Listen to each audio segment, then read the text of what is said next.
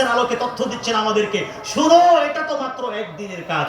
এই একদিন, আজকের এই দিনে যেই 1,40,000 ফেরেশতা রওজায়ে আতহারে এসেছে, কিয়ামতের পূর্ব পর্যন্ত দ্বিতীয়বার তাদের চান্স হবে না, দ্বিতীয়বার তারা সুযোগ পাবে না যে আবার একটু যাই, আবার সরকারের কাছে যাই, আবার নূর নবীর কদম মুবারকে গিয়ে একটু তাজিম করি, নবী মুস্তাফাকে সালাম দেই। আমার আল্লাহ কিয়ামতের আগে দ্বিতীয়বার তাদেরকে সুযোগ করে দিবেন না। সুবহানাল্লাহ বলেন। কেন সুযোগ করে দিবেন না? কারণ আমার আল্লাহর এত ফেরেশতা, অন্যান্য ফেরেশতারা তো কিউতে আছে, সিরিয়ালে আছে, তারা ওয়েটিং এ আছে। এই দল গেলে আরেক দল আসবে, এই দল গেলে আরেক দল আসবে, এই দল গেলে আরেক দল আসবে। কিয়ামত হয়ে যাবে, সরকারের দরবারে দ্বিতীয়বার কোন ফেরেশতা আর আসার সুযোগ পাবে না। সুবহানাল্লাহ, সুবহানাল্লাহ, তাকবীর, আল্লাহু আকবার, ইয়া রাসূলুল্লাহ, জিন্দাবাদ। এখন চিন্তা করেন, আমি আপনি তাজিম না করলে আল্লাহর হাবিবকে কিছু আসে যায়? বলেন, কিছু আসে যায়? তাজিম করার জন্য তো আল্লাহ ফেরেশতাদেরকে পাঠিয়ে দিয়েছেন। তাজিম করার জন্য তো তিনি কোরআন নাজিল করেছেন। সূরাত আলাম নাসরার মধ্যে বলে দিয়েছেন, ওয়ারাফা'না লাকা যিকরা। তো এই তাজিমের আলোচনা কোথায় শুনবেন বাবা? এই রকম শাহ সুফি মাওলানা, হযরত মাওলানা শাহ সুফি রওশন শাহ রহমতুল্লাহ আলাইহির মতো এইরকম যত দরবার আছে, আউলিয়া ইকরামদের দরবারকে সাজানো হয় শানে রিসালাত দ্বারা। শানে রিসালাত দ্বারা যখন দরবারগুলোকে সাজানো হয়, আল্লাহ ওই বেলায়েতের বাগানকে কুদরতিভাবে সাজিয়ে দেয়। ঠিক কিনা বলেন বাবা? এই জন্য দেখতে পেরেছেন, বলুন পেরেছেন। কবর পূজারী আমাদের উপরে কতবার আপনি ফতোয়া দিয়েছেন, বলেন। আপনার ফতোয়ার মাধ্যমে আমরা একদিনের জন্য মাজার জিয়ারত বন্ধ করেছি না, বন্ধ করি নাই। কেন বন্ধ করব বাবা? কারণ এই বেলায়েতের বাগান তো আমার আল্লাহ সাজিয়েছেন, কারণ রিসালাতের বাগান এখানে ওনারা সাজিয়েছেন। এই জন্য যত ফতোয়া দেওয়া হয়, যত তুমি আমাকে কবর পূজারি বলবে, তত দেখবে আমি আগে ওই কবরে, ওই মাজারে আমি আগে যত যেতাম, তোমার ফতোয়ার পরে আমি আরো বেশি যাই। ঠিক কিনা বলেন? ঠিক কিনা বলেন বাবা? আমাদের ঈমানের মধ্যে তখন নতুন করে চেতনা সৃষ্টি হয় না।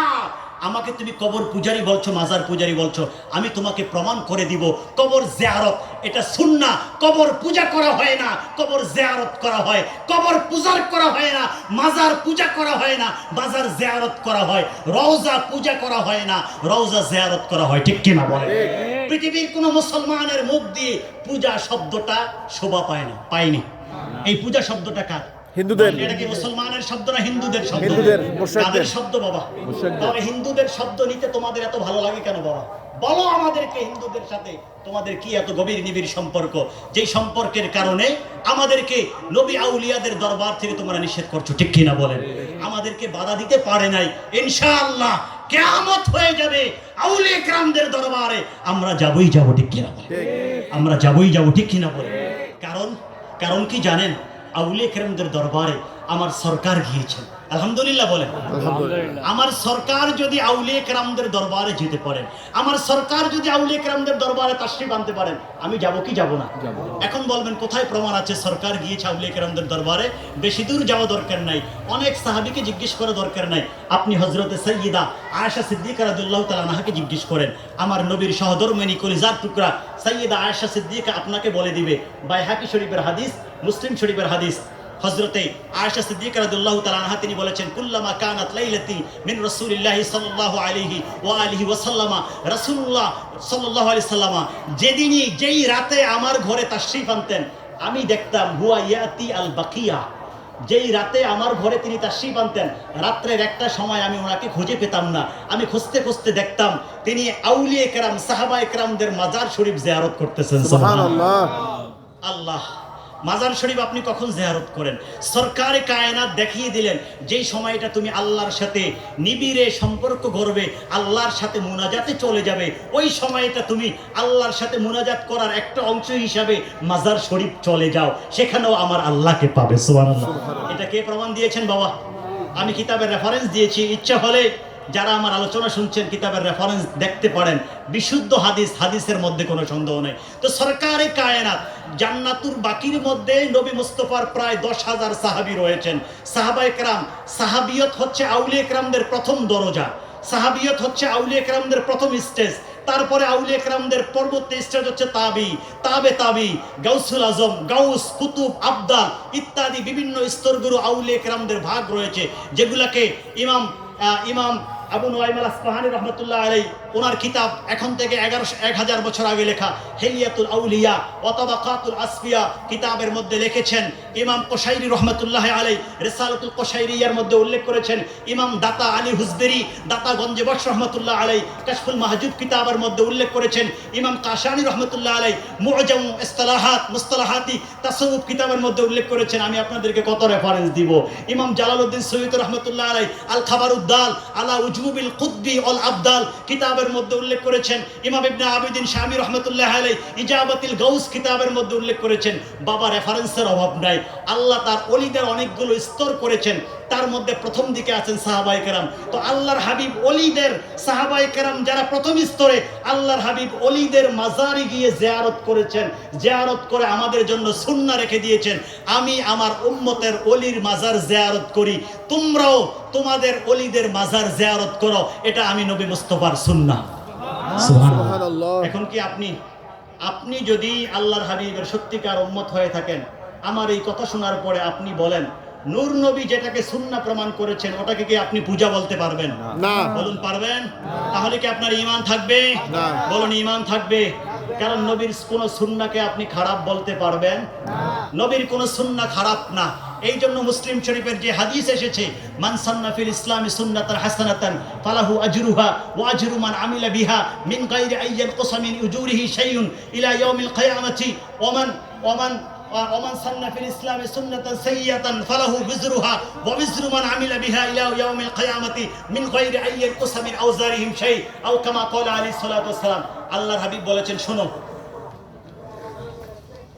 কিয়ামত পর্যন্ত কেউ যদি ভালো কোনো কিছুর আবিষ্কার করে, তাহলে ওই ভালো কিছু সে আবিষ্কার করার কারণে এটার সওয়াব সে পাবে, এবং কিয়ামত পর্যন্ত ওই ভালো কিছু দেখে দেখে যারা করবে তারাও এটার সওয়াব পাবে। আবার তিনি বিপরীত পাশে বলেছেন যে কেউ যদি কিয়ামত পর্যন্ত কোনো খারাপ জিনিসের আবিষ্কার করে, ওই খারাপ জিনিসের গুনাহ সে পাবে, এবং কিয়ামত পর্যন্ত এই খারাপ কাজটা যারা করবে তারা এটার গুনাহ পাবে। আল্লাহর হাবিব দুই ভাগে ভাগ করে দিয়েছেন। ওলামায়ে আমাদের ভাইদের মধ্যে কেউ বলতে চান এখানে সুন্নাহ মানে নবীর সুন্নাহ, এখানে সুন্নাহ মানে কি নবীর সুন্নাহ, এটা অবকাশ নাই, এটা বলা যাবে না। আপনি যদি এখানে নবীর সুন্নাহ বলেন তাহলে এখানে কুফরি হবে।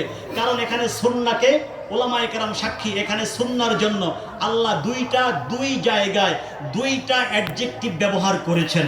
এই সুন্নাহর জন্য দুইটা গুণবাচক শব্দ এনেছেন। এই সুন্নাহর জন্য দুই জায়গায় আল্লাহর হাবিব দুইটা সিফা বর্ণনা করেছেন। প্রথমবারে আল্লাহর হাবিব সুন্নাহের জন্য যে অ্যাডজেক্টিভ ব্যবহার করেছেন এটার নাম দিয়েছেন সুন্নতে হাসানা, অর্থাৎ ভালো সুন্নাহ। এরপরে আল্লাহর হাবিব সুন্নতের যে অ্যাডজেক্টিভ যোগ করেছেন এটার নাম দিয়েছেন সুন্নাহ সাইয়্যা, অর্থাৎ খারাপ সুন্নাহ। এখন আপনি বলেন এই সুন্নাহ দ্বারা যদি নবীর সুন্নাহ উদ্দেশ্য করা হয় তাহলে কি নবীর কোনো সুন্নাহ খারাপ হতে পারে? বলুন খারাপ হতে পারে? যদি নবীর কোনো সুন্নাহকে কোনো উম্মত খারাপ বলে, বলুন তার কোনো ঈমান থাকবে? ঈমান থাকবে না, এক মুহূর্তের মধ্যে তার ঈমান চলে যাবে। এই জন্য মুসলিম শরীফের এই হাদিসের যারাই ব্যাখ্যা করেছেন, ইমাম নববী আলাইহির রহমা এখন থেকে 800 বছর পূর্বে মুসলিম শরীফের ব্যাখ্যা করলেন। ইমাম কাদি আয়াদ রহমতুল্লাহ আলাইহি এখন থেকে 900 বছর পূর্বে মুসলিম শরীফের ব্যাখ্যা করলেন। ইমাম ইবনুল আরবি আল মালিকি রহমতুল্লাহ আলাইহি এখন থেকে 900 বছর পূর্বে এই কিতাবের ব্যাখ্যা করলেন। এবং এখন থেকে প্রায় 200 বছর পূর্বে দেওবন্দের মস্ত বড় একজন মুহাদ্দিস শিববির আহমদ উসমানী ফাতহুল মুলহিম নামে এই কিতাবের ব্যাখ্যা করলেন। কত মুহাদ্দিসিনে কেরাম মুসলিম শরীফের ব্যাখ্যা করেছেন। এবং এই হাদিসকে যখন মিরকাতুল মাফাতিহের মধ্যে ব্যাখ্যা করা হলো মিশকাত শরীফের আলোকে, সবাই স্পষ্টভাবে বলে দিয়েছেন, শোনো, এমনকি ফতুয়ায়ে শামী আমাদের হানাফি মাযহাবের বিশ্ববিখ্যাত ফতুয়ার কিতাব, সারা পৃথিবীতে হানাফি স্কলারগণ এই ফতুয়ার কিতাবকে অনুকরণ করে থাকেন, এই ফতুয়ার কিতাব থেকে পড়ে থাকেন। স্পষ্ট লেখা হয়েছে এখানে সুন্নাহ বলতে নবীর সুন্নাহকে উদ্দেশ্য করা যাবে না, তাহলে কুফরি হয়ে যাবে। এখানে সুন্নাহ বলতে উদ্দেশ্য করতে হবে অর্থাৎ বেদা, অর্থাৎ নতুন আবিষ্কার। তো আবিষ্কার কখনো ভালো হবে, তখন এটাকে বলা হবে বেদাতে হাসানা। আর আবিষ্কার কখনো খারাপ হবে, তখন এটাকে বলা হবে বেদাতে সাইয়্যিআ। আলহামদুলিল্লাহ বলুন। এই হাদিস দ্বারা প্রমাণ হলো সুন্নায়ে হাসানা দ্বারা বেদাতে হাসানা, আর সুন্নায়ে সাইয়্যিআর দ্বারা বেদাতে সাইয়্যিআ। এখানে সুন্নাহকে সাইয়্যিআ বলা হয় নাই, এখানে বলা হয়েছে বেদাতকে সাইয়্যিআ। এই জন্য এই হাদিসের আলোকে সারা পৃথিবীর মুহাদ্দিসিনে কেরাম ফতোয়া দিয়েছেন, পৃথিবীর মানুষ শোনো, বেদাত দুই প্রকার। কয় প্রকার? দুই প্রকার। বেদাত দুই প্রকার। আমাদেরকে আপনারা বেদাতি বলে যদি মজা পান আপনারা বলেন, আমাদের কোনো আপত্তি নাই।